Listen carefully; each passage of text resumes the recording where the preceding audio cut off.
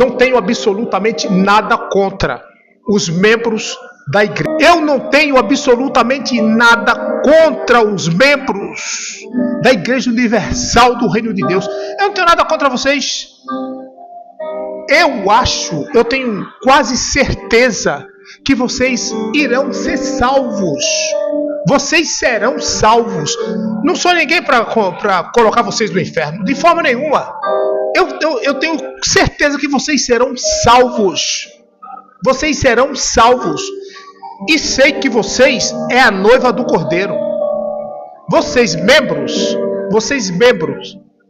da igreja do Edir Macedo, vocês são noiva do Cordeiro de Deus. E eu não sou bobo, eu não sou besta de tocar na noiva do Cordeiro de Deus. Aí vocês falam assim, vai trabalhar, para de falar da igreja dos outros. Irmãos, eu estou somente falando da direção. É da direção que eu estou falando, não é de vocês não, é da direção. É daqueles que mandam.